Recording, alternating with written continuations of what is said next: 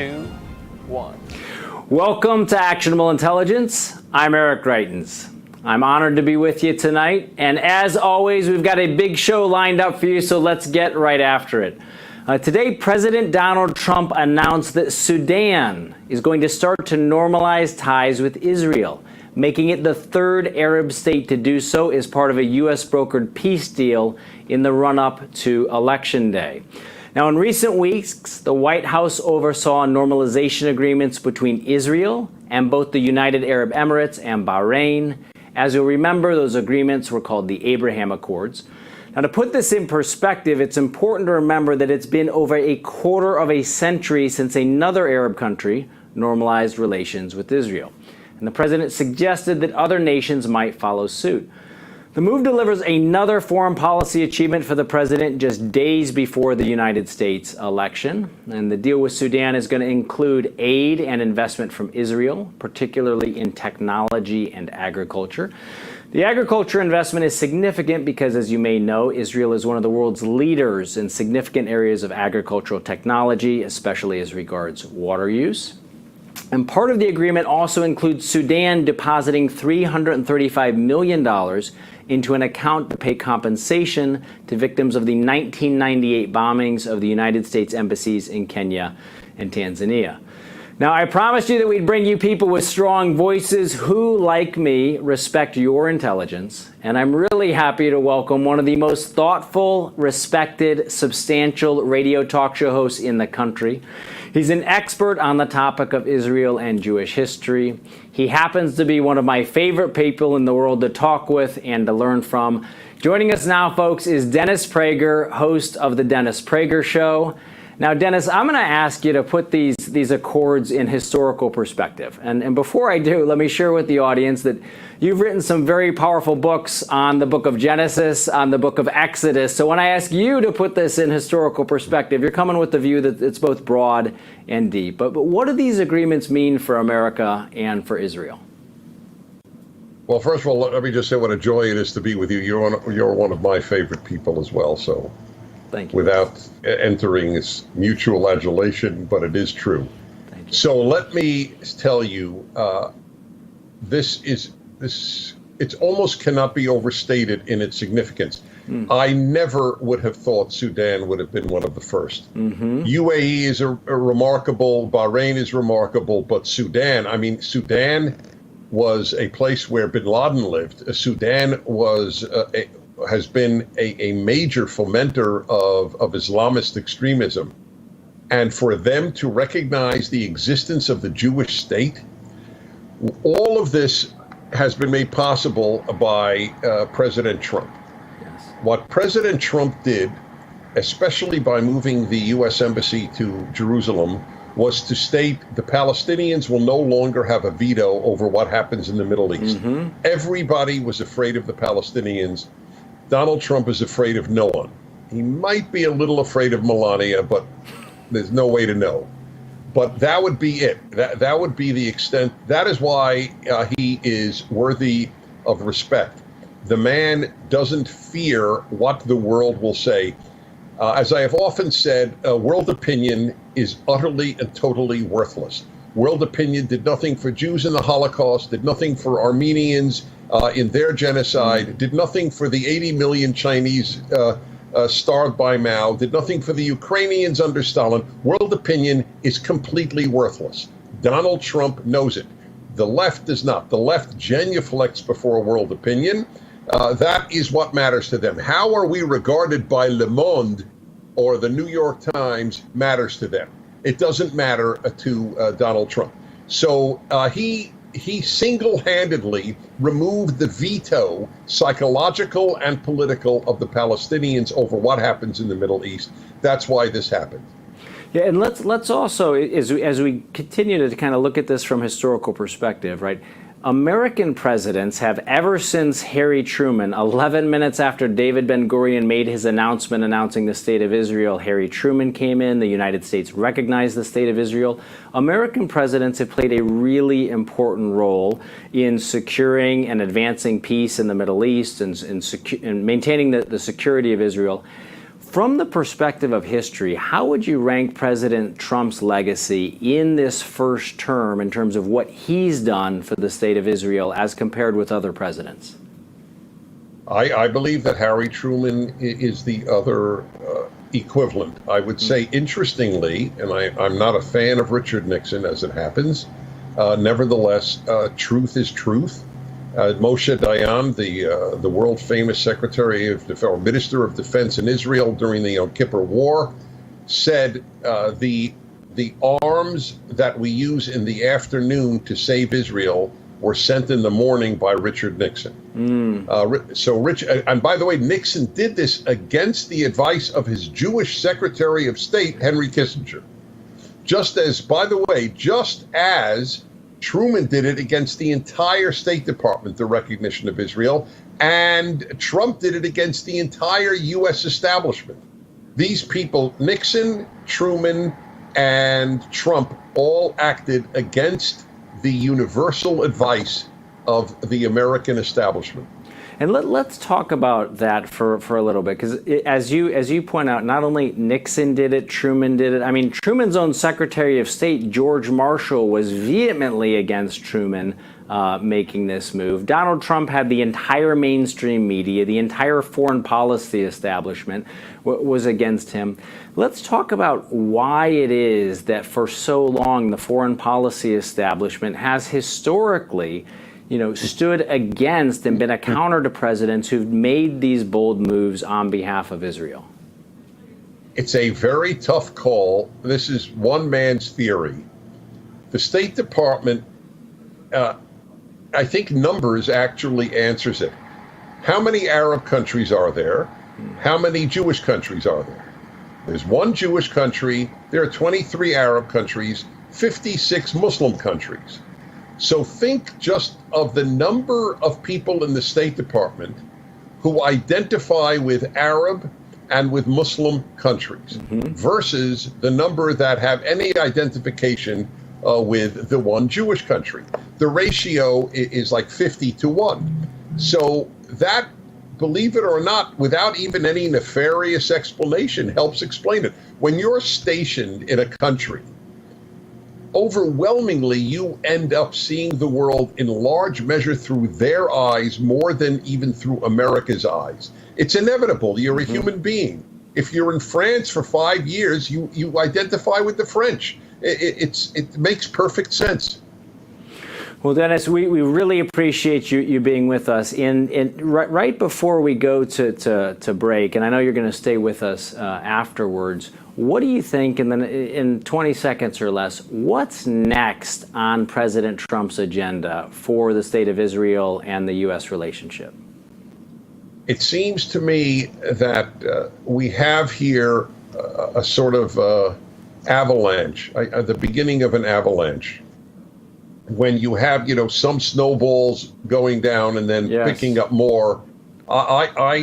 If Sudan does this with the credentials Dennis, of let's pick up on that in just 1 second, right after this break. Folks, stay with us with Dennis Prager. We'll be right back.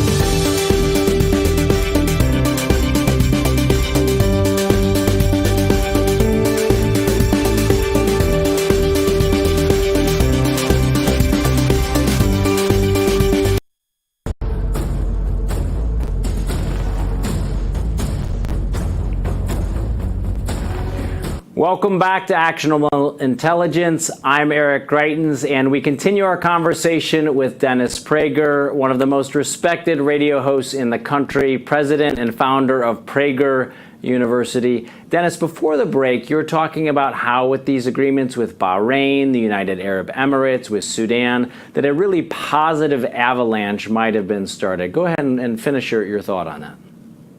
Well, the more Arab and Muslim countries that say we're okay with a Jewish state in the Middle East, the more public opinion can accept it. Mm-hmm. It's hardest to be the first. It's hardest to be the first to do a bad thing. It's hardest to be the first to do a good thing. People don't like to take risks. But once the bad thing or the good thing is done, more will do it. That's the reason for, on the bad side, that is the reason for the broken windows theory. That famous idea that if the police and society allow broken windows and graffiti to go unanswered, you'll ultimately end up with robbery, and then ultimately with rape, and then ultimately with murder. It's hard to start, but once you start, it's like the riots. If I see that they riot in Portland and get away with it, then I'll riot in Chicago and get away with it. Same with good things. If you stick your neck out and do a good thing, that's why I tell people who have traditional American values, Judeo-Christian values, etc., if you stick your neck out, you will be shocked at how many will join you. Yes. It's very hard, though, to be the first. So in the Arab world, it's just a normal thing in human nature. Now that more have done it, and Sudan, I mean, that's really something. This is a huge victory. So that's why I think it will begin an avalanche. And Dennis, you touched on the riots. Let's shift gear a little bit from kind of looking overseas to looking back here at home. I encourage everybody to go out to DennisPrager.com to check out some of your columns. You've had two recently that I thought were really important. One, you wrote about the fact that civilization is fragile. And you also, I think, related column talking about how America is drowning in the lies of the left. Talk with us for a moment about where we're at culturally right now in the United States. America has been different and better only because of its values. There's nothing inherently better about Americans than any other group. What distinguishes America and has made it exceptional, it's why so many people in the world want to come here, has been its values. And we are one generation away, as Ronald Reagan said, of losing them. I'll give you an example that nobody thinks of.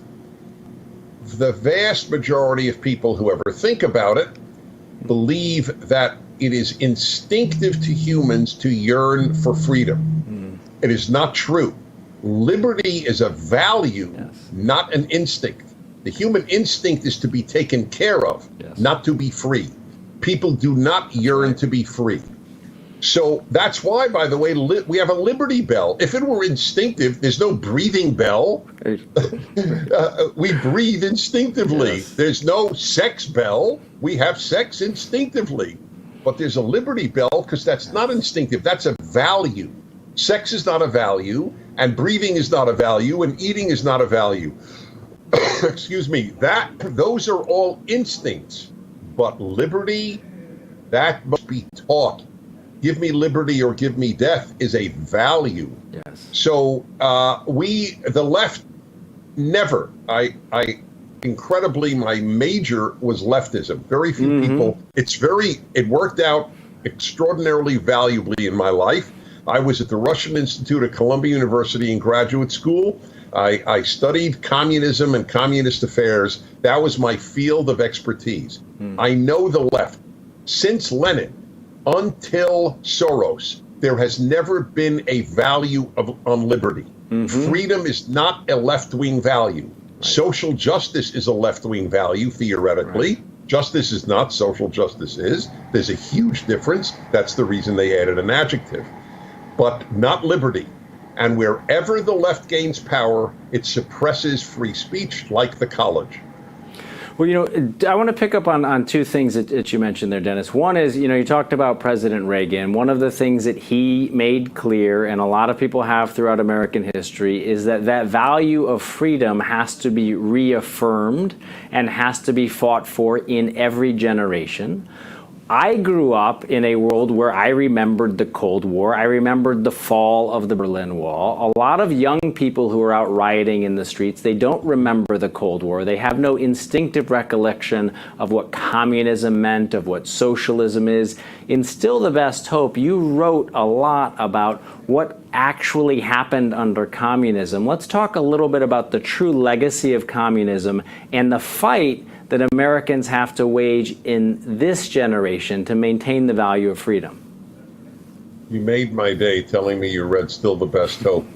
I just want to say to your viewers, I think it's the best book explaining the left, America, and Islam in one volume. Yes. So Still the Best Hope. The left is the largest part. I have a video out of PragerU, 5-minute video. Why isn't communism as hated as Nazism? This has puzzled me since I was a kid, and I obviously hate Nazism as a human, as an American, as a Jew. I hate it. It's the apotheosis of evil. But communism killed far more people. And maybe if Hitler had more time, he'd have caught up. But I don't think you can catch up to the communists. 60 to 80 million in China. 20 to 40 million in the Soviet Union. Dennis, you've got about 20 seconds. Please the keep going, deliberate genocide of Ukrainians. The ignorance of communism is as awful as ignorance of Nazism. Yes. Well, folks, I want to make sure that you get a chance. Go out to Prager University. Take a look at all of the videos that are out there. I've learned a lot from them. Please do check out Still the Best Hope. And if you're like me, you'll actually have a whole Dennis Prager bookshelf there. Dennis, we are so grateful to have you on. Thank you for the historical insight, the insight into the culture. We appreciate it. And folks, when we come back, we're going to be moving to our sit rep, our situation report, where we're going to be going through the most important stories of the day, why they matter to you and to your family. Stay with us right here at Actionable Intelligence. We're going to be right back.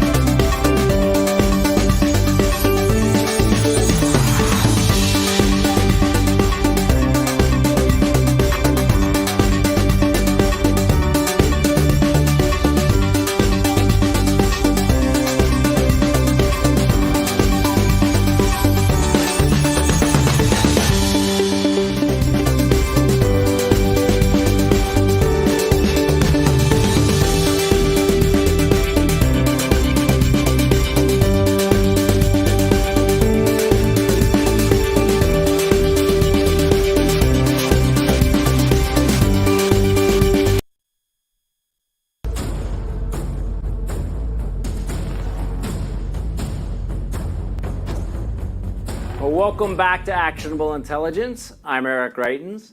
You know, there's a saying we use in the military called the ground truth, and to put it simply, when you're trying to figure out exactly what's going on, you got to go to the source and talk with the men and women who are out serving on the front lines.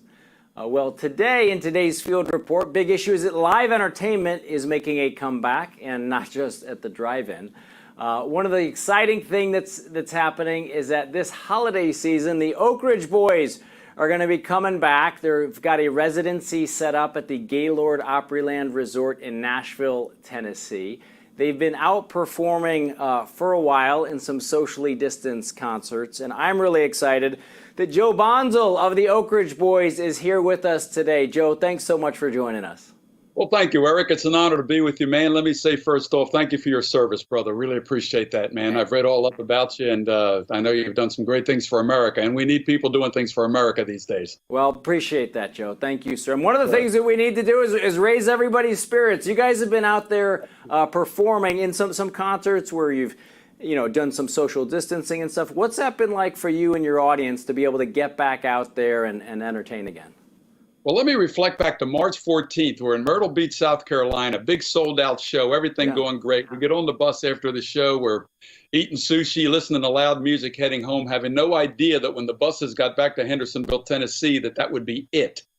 And we didn't sing again until the middle of July. We have only performed, we had 150 dates booked this year. We've performed 5 times since March 15th. And some of them have been a private kind of thing, and a few were socially distanced, as you said, where they took one big sold-out show and split it into 2 shows with social distancing. And that's what they're doing at Opryland this year, too. We are so honored to be doing our Christmas tour. Now, we normally do 25 to 30 Christmas shows a day, a year, all over the country. We've done that for 30 years. We're the Christmas boys. Yes. And last year, we agreed with Gaylord Opryland to do a residency there for Christmas for 1, maybe 2 years.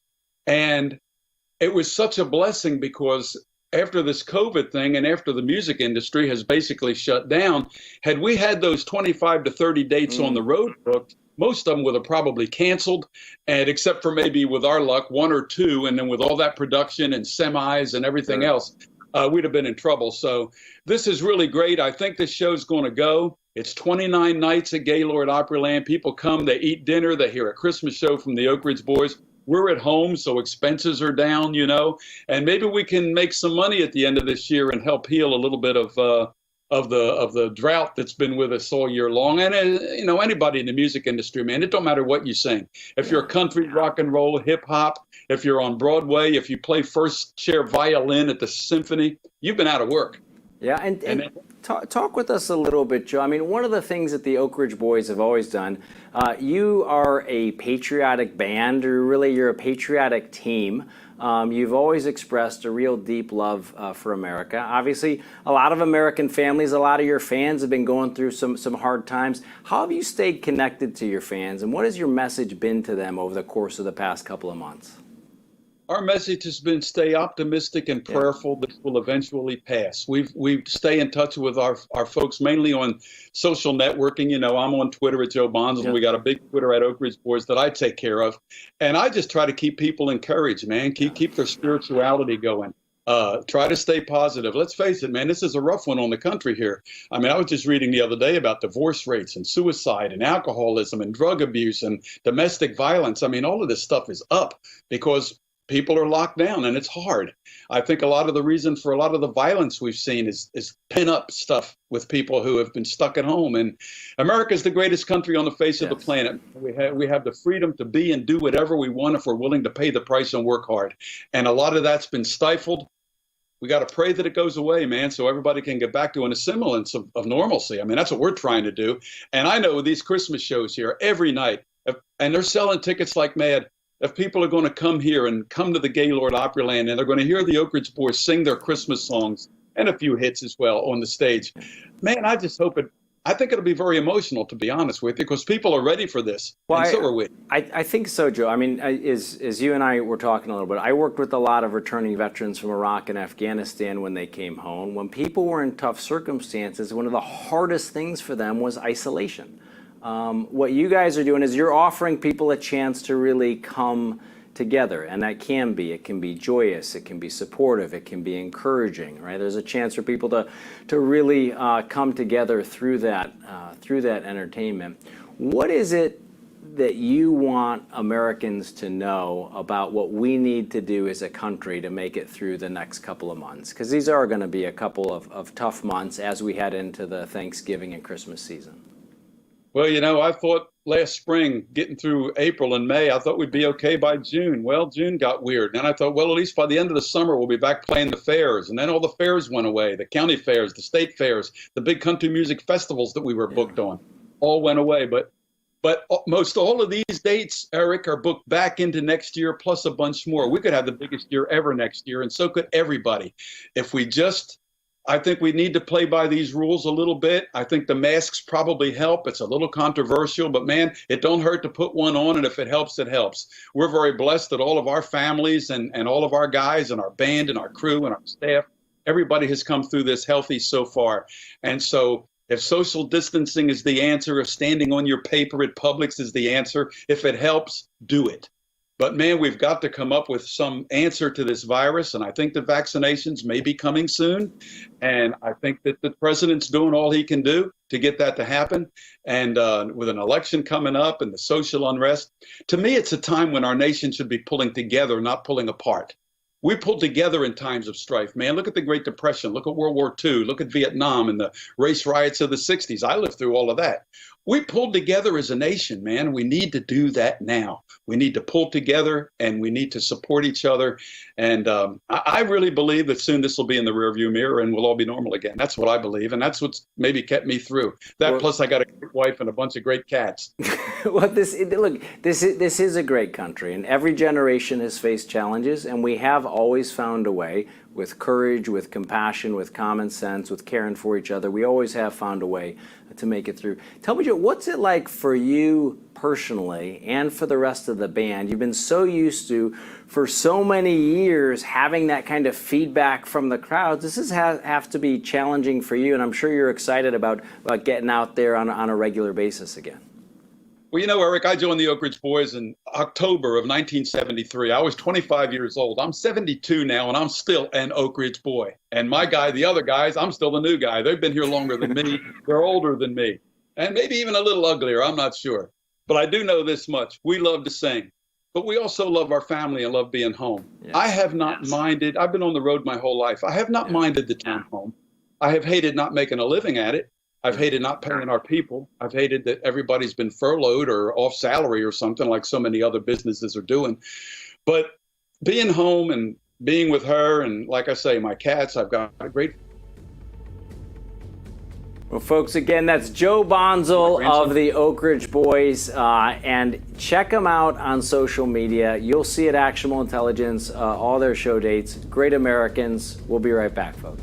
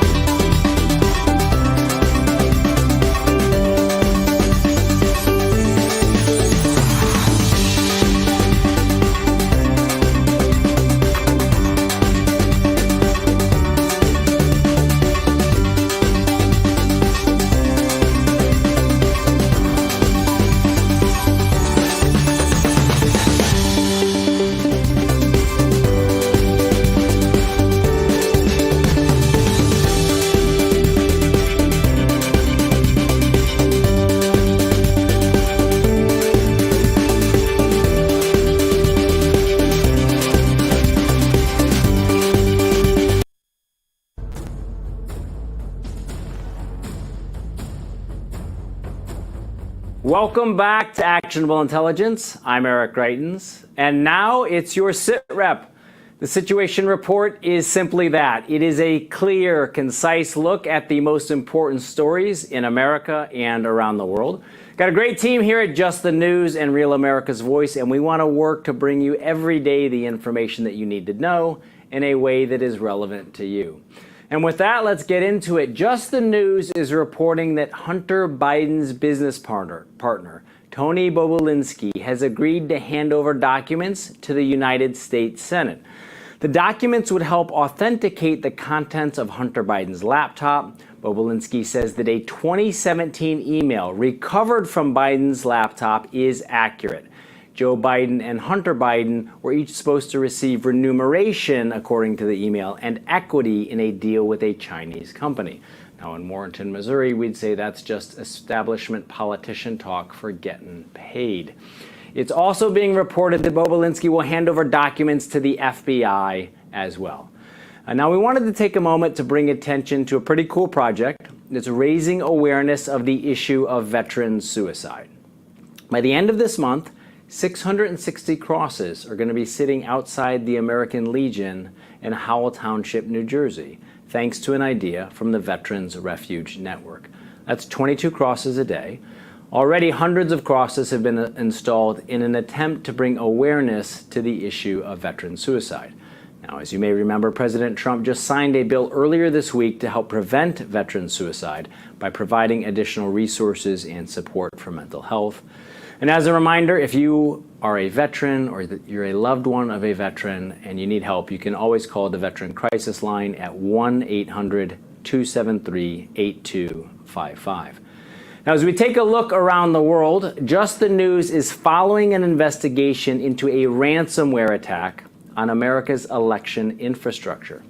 As the FBI and national intelligence are warning voters that there have now been at least 2 instances where Russian and Iranian state-sponsored hackers have targeted state and local governments and have stolen data.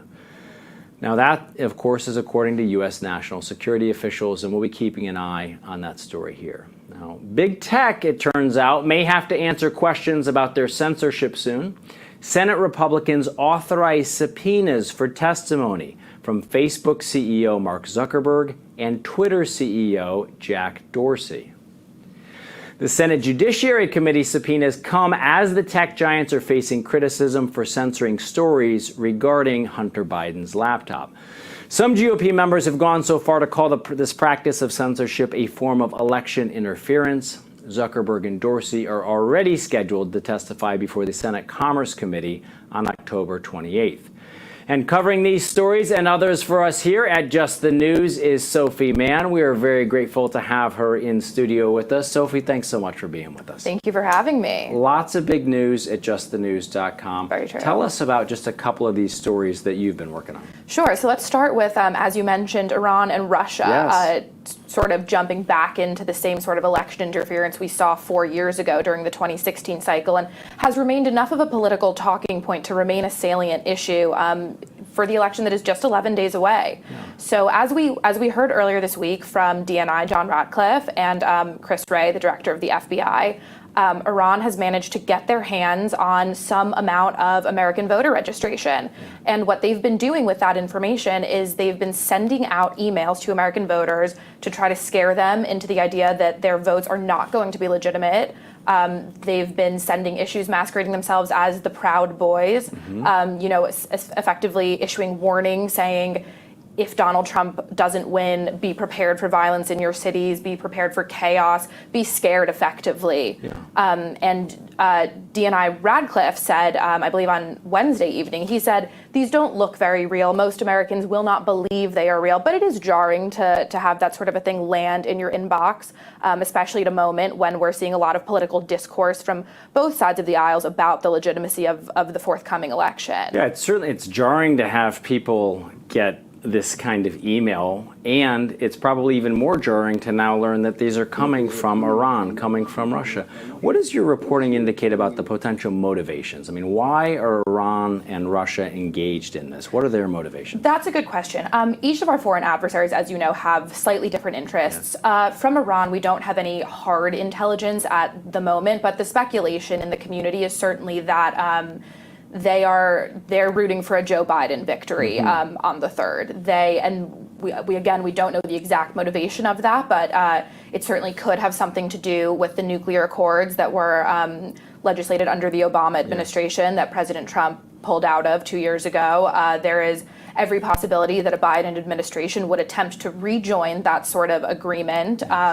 We know that this past weekend, the arms embargo, the UN arms embargo against Iran lapsed, and there's some sort of talk in the Western world and among Iran's neighbors about what's going to happen now. So Iran is sort of positioning themselves to move forward in a way that makes sense for them and their nuclear arsenal and capabilities, and this very well could just be a leg of that attack, sort of, and that strategic move forward. Yeah. Now, a couple of other big stories at Just the News. You, John Solomon, the whole team at Just the News have really been pushing, I think, courageously. You guys have done a great job breaking these stories about Hunter Biden's laptop. On this program, we've had Rudy Giuliani on, we've had Bernie Kerik on to talk about not just what these emails reflect about Hunter Biden, but more importantly about this alleged scheme to profit from Joe Biden's time as Vice President of the United States, possibly being lobbied by Hunter Biden. What's the latest? Well, so the latest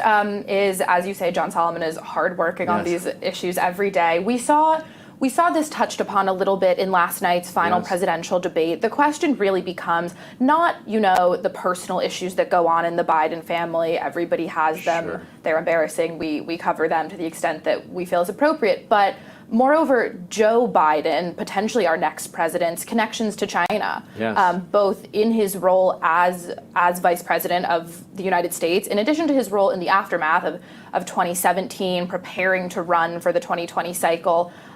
So I think that the thing to focus on here is really sort of the amount of knowledge that Biden had specifically as it pertains to these business dealings. And then we also have to pay attention as the election is coming up very fast that certain social media sites have been censoring this story. So it's important to just pay attention to the information that we do have access to. I think it's one of the reasons why here at Real America's Voice and on justthenews.com, we want to make sure that you are getting these stories, because so often the mainstream media is not bringing you the full story. You can always get the facts here.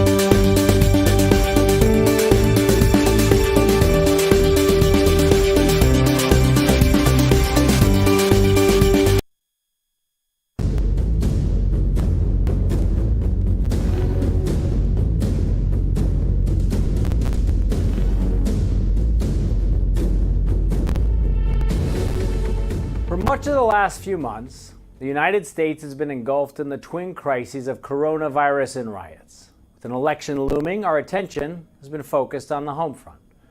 But the world has kept turning. And in one of the most important treaties to be signed in a generation, Israel and the United Arab Emirates secured a historic agreement to normalize relations. Then Bahrain signed a similar agreement. Two Arab nations have normalized relations with Israel. Both agreements were brokered by the United States. The last Arab country to reach a similar agreement with Israel happened over a quarter century ago. Now, today, both UAE and Bahrain have committed to the exchange of ambassadors with Israel, and already they've begun cooperation on a broad range of fields. For the last 75 years, the quest for peace in the Middle East has been a major focus of the foreign policy of every American administration. And with these two agreements, President Trump's administration has advanced the cause of peace among Israel and her neighbors. And yet, these historic achievements have been almost completely overlooked by the mainstream media. Now, this isn't the first time in American history that an American president took strong action on behalf of Israel.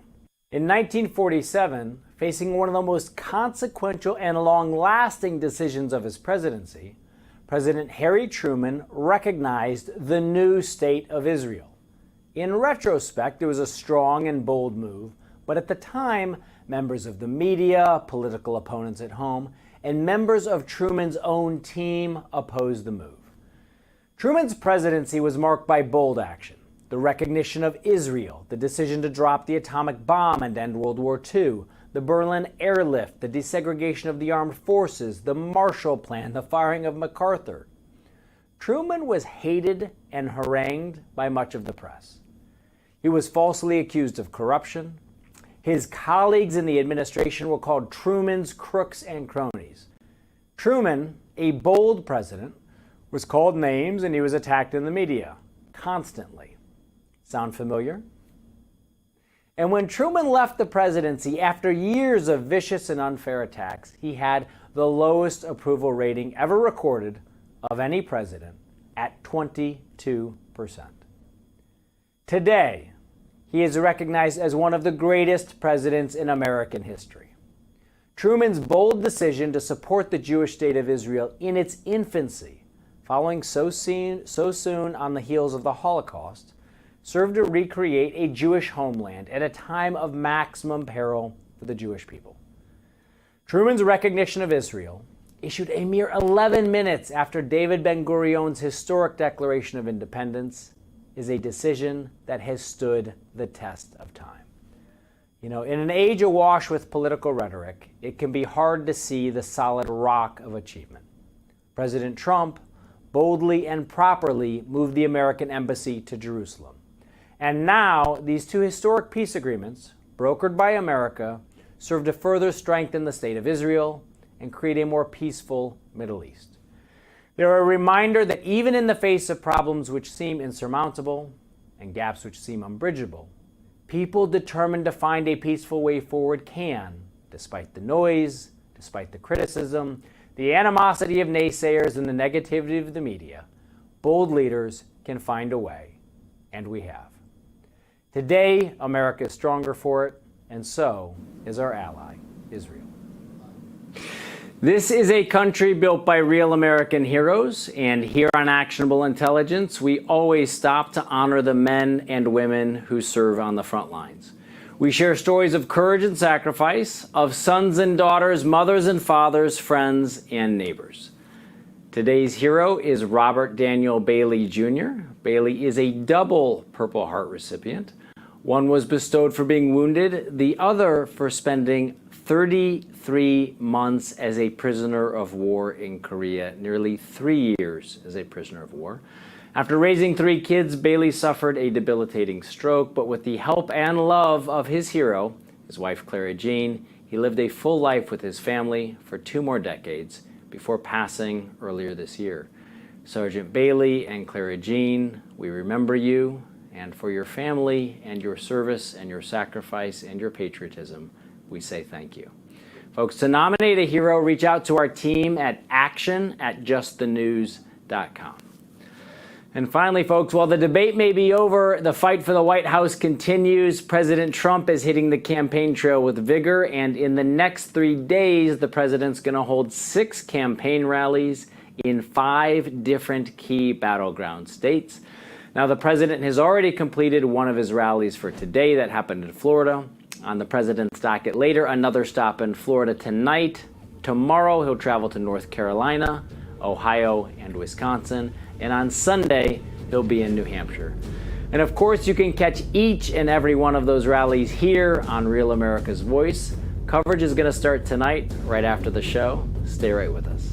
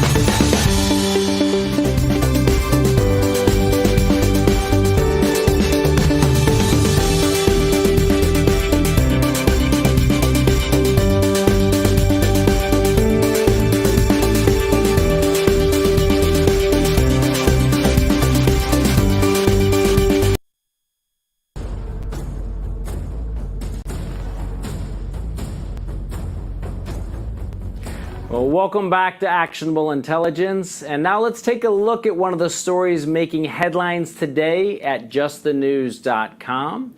Secretary of Veterans Affairs Robert Wilkie was in to talk with Carrie Sheffield about the care that veterans received in VA nursing homes during the coronavirus pandemic. Check out the story and all of the facts at justthenews.com. And sticking with veterans tonight, I'd like to share something pretty cool with you tonight before we go. Now, we all know there's no better way to honor a legendary guitarist than to pick up the guitar yourself. Well, after the death of legendary rocker Eddie Van Halen, who at 65 lost a battle with cancer on October the 6th, Army Staff Sergeant Austin West took to the web to share a live tribute in honor of the late musician on Facebook. Check it out.